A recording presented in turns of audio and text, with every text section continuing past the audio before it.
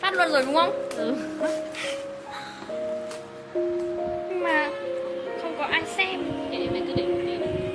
Sao tối đen đấy nhở? Cầm cao lên. Không có cái bàn à? Để gần gần bàn này này. Do này mỏi tay lắm. Giờ đi ngồi đâu đi để tao còn chuẩn bị vào hát bây giờ. Chào một người đang xem, mày phải nói thế. Chưa có ai xem thì chào ai. Tối đen quá. Chỗ này tối. Hay là ở chỗ bên này này. Không Mày sao bật đâu. thêm một bóng nữa đi. Điền người ta đi ngủ rồi. Thế mày quay xem chỗ nào sáng. Không có chỗ nào sáng cả. Thế này nhìn mắt nó chả rõ nhỉ. Ừ. Đằng bên này nó sáng hơn hay sao? Thế nhưng mà do này mỏi tay, không có sức để hát. Để đây đi, để đây đi. Nghe hát miễn phí. Là yêu quá lâu một người đã chẳng tồn chung động lòng. Đời anh mới biết đêm dài, tim anh chẳng chút nghi ngại. Vì yêu nên em cho hết tương lai. Sao không vâng Phương Hoàng xem. Ở bên này sáng hơn này. Từ từ nhá. Đợi một tí đang tối. Thế nào đi không ạ? Xem phải thả tim nhiều chưa? Cảm ơn mọi người thả tim nhiều thế.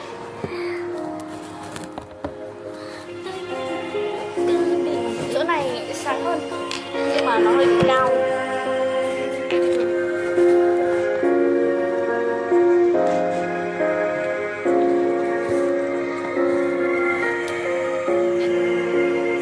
Sáng hơn rồi. Nhỉ?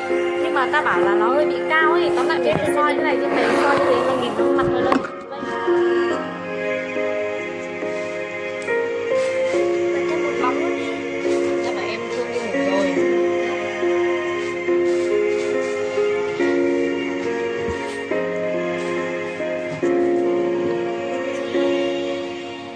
Ôi ô cứ là mưa rơi, em phải trách mình ngây thơ.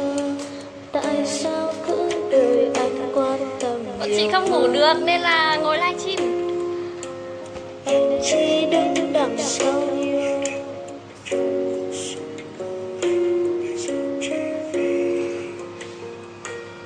Hát đi. Mày làm tao quên lời lúc đầu thì đang hát thì chuyển.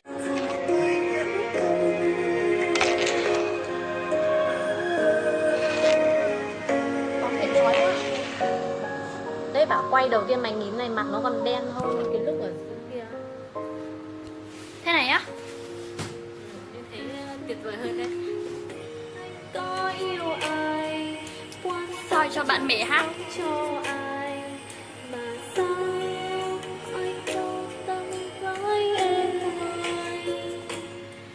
Rồi bỗng xem anh bên tai, người nói tất cả đã phải, chẳng có gì tốt trên đời Cảm ơn Văn Mạnh. ta.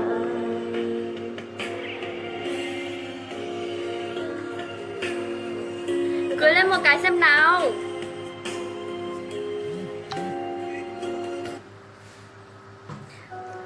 Nơi này có em à? Cái này gì đây? Kệ không sao đâu. Sao nhìn điện thoại nó hơi mờ mờ ấy nhỉ? Kiểu như là tối rồi ý. Sao đây nó mới sáng? Nhở, như này sáng hơn đúng không?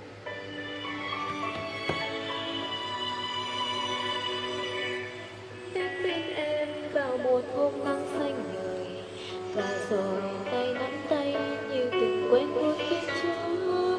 Người nói với em bao lời em nói trên đời, và rồi như giấc mơ em ngủ quên.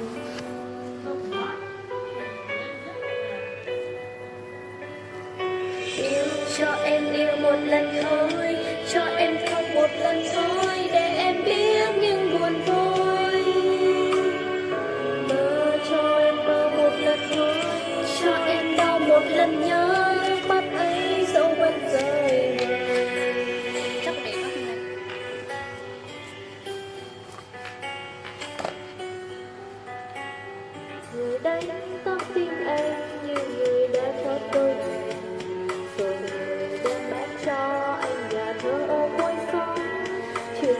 Chị nghĩ lầu.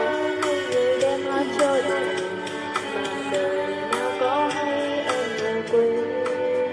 Nào đời nào có thương cho tận em chưa bao giờ được yêu, em chưa bao giờ được có, dù chỉ có một lần thôi. Cảm ơn em Văn Mạnh nhá. Không xinh đâu, xấu lắm.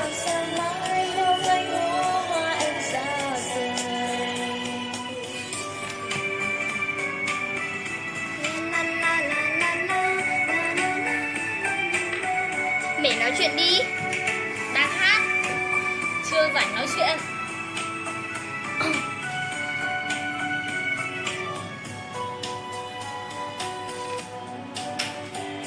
Người bóng đánh tên em vào một hôm nắng xanh và rời tay nắm tay như tình quen muôn kiếp trước. Người nói với em bao lời em nói trên và rồi như giấc mơ em ngủ quên.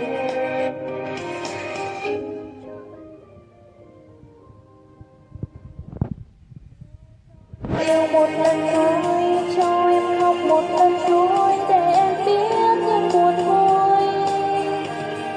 Mơ cho em mơ một lần thôi, cho em đau một lần nhớ, nước mắt ấy dẫu vẫn rơi hoài.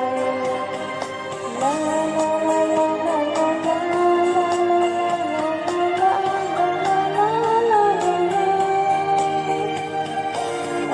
Em xinh như cây hoa tươi. Tôi không để nhở.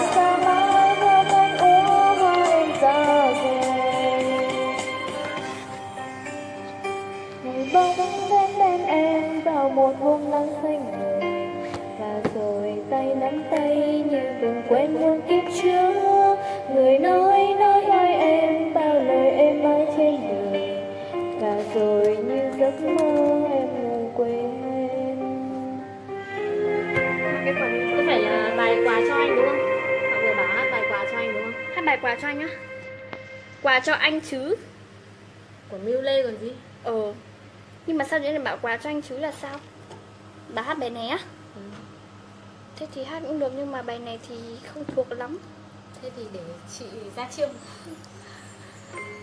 Mở luôn à?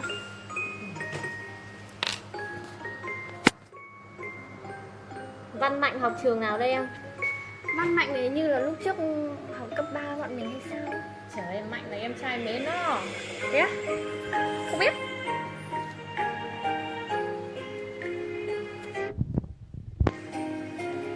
Tối quá nhở? Mở một bóng lên đi.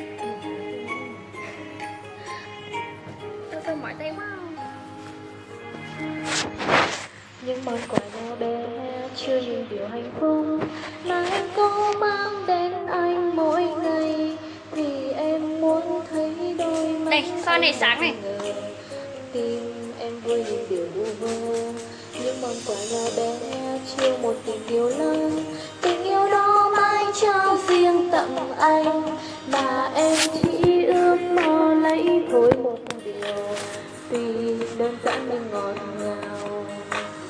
Muốn có tha thiết một đôi mắt hiền, Nhìn lên màn hình một tí đi. Mọi người bảo thế đấy. bờ vai em yêu như thể mỗi ngày anh bên và em yêu những nụ hôn anh vẫn hay trao. Muốn có thương nhớ nhiều như lúc đầu, muốn những câu hứa không hề thay đổi. Tim em nên dành những lời quan tâm để hôm nay em biết anh còn yêu em.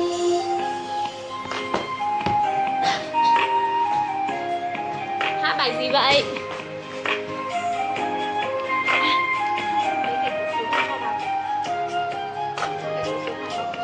Những món quà nhỏ bé chưa những điều hạnh phúc mà em có mang đến anh mỗi ngày, vì em muốn thấy đôi mắt anh bất ngờ. Tim em như những điều vu vơ, những món quà nhỏ bé chưa một tình yêu lớn. Tình yêu đó trao riêng tặng anh.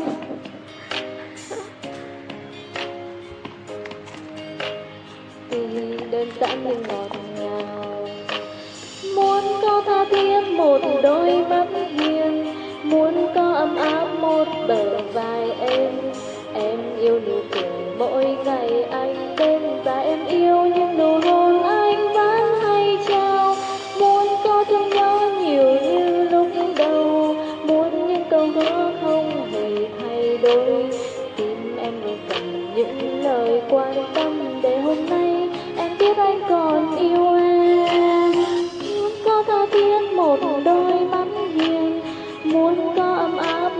bờ vai em. Em Giặc quá. yêu nụ cười mỗi ngày anh đến và em yêu những nụ hôn anh vẫn hay trao. Muốn có thương nhớ nhiều như lúc đầu, muốn những câu hứa không hề thay đổi. Tim em luôn cần những lời quan tâm để hôm nay em biết anh còn yêu em. Tim em luôn cần những lời quan tâm để hôm nay em biết anh còn yêu em. Mọi người thả tim đi. Thả tim nhiều lắm rồi. Sao quạt nó không mát về chỗ mình thế nhở? Mày phải cho nó ở nguyên một chỗ cơ. Bài tiếp theo là bài gì? Mở bài Yêu Anh đi để ta hát. Ok. Yêu anh thôi.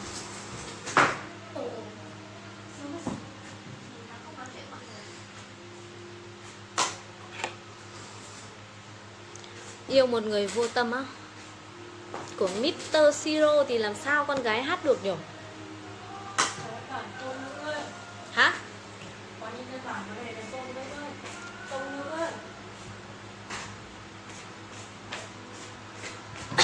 Đây bài Yêu Anh của mày này. Chị thích nhất là mỗi bài này thôi. Bài này em mơ sẽ gửi tặng cho một người. Thôi đi.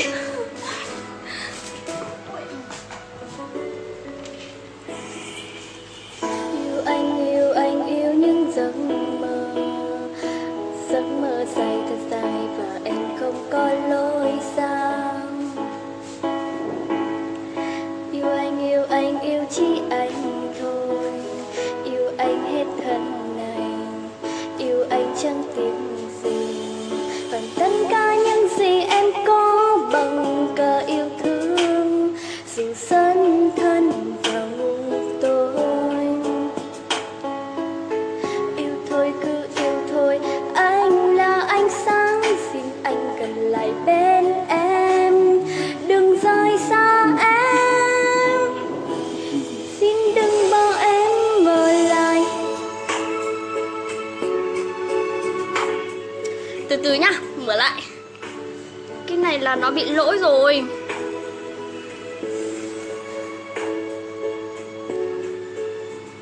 Đợi tí.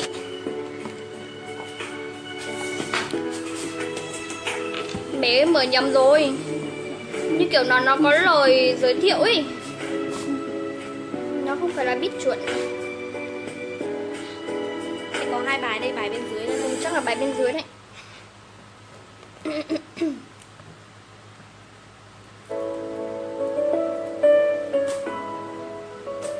À, Yêu một người vô tâm của ca sĩ Bảo Anh á. Để tí nữa hát nhá.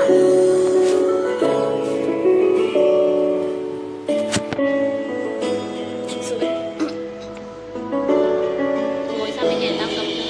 Yêu anh yêu những giấc mơ. Giấc mơ dài cuộc đời và em không có lối sang. Mình Yêu anh yêu chỉ anh thôi. Yêu anh hết thân. Yêu anh chẳng việc gì.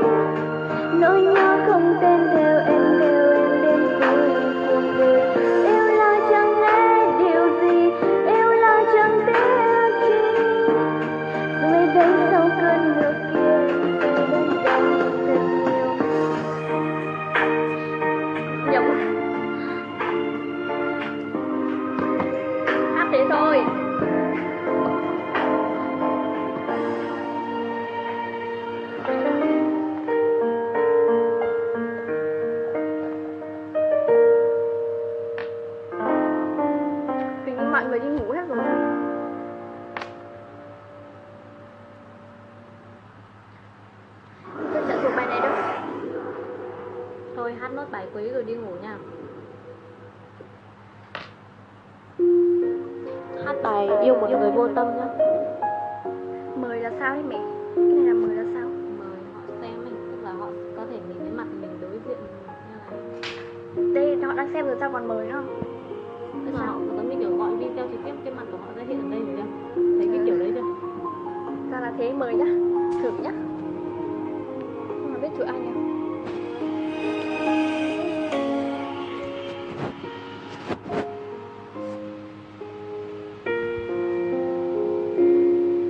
Cạnh bên một người vô tâm là nước mắt tuôn âm thầm, là yêu quá lâu một người đã chẳng còn chút động lòng. Đời anh mới biết đêm dài, tim anh chẳng chút nghi ngại, vì yêu nên em trao hết tương lai. Tại sao không giống như xưa, đến lúc nước mắt thay mưa, nhưng hối hận cũng không kịp nữa.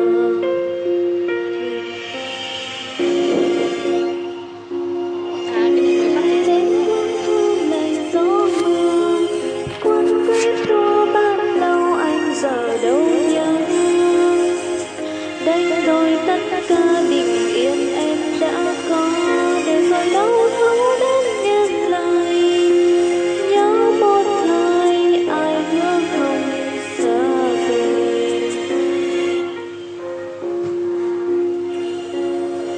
Chuyện tình ta ngỡ rằng suốt đời, nó sẽ yêu lâu dài, ai ngờ không phải. Em từng có bao giờ con tim yêu đôi, để rồi đau đớn như trời. Phố xa rời ai cũng cạn lời, ngoài ô cửa là mưa rơi, em hãy trách mình. Trời ơi. Đằng hát lại bị gián đoạn. Hát đi đi. Mình ngây thơ, tại sao cứ đợi anh quan tâm nhiều hơn. Em chỉ đứng đằng sau trong cuộc sống của anh. Trời ơi, đang hát mà có người gọi điện. Quên mất lời rồi. Bài này buồn lắm. Nửa đêm rồi đừng có mở mấy cái bài này buồn, tối chả ngủ được gì cả. Thôi đi ngủ nha.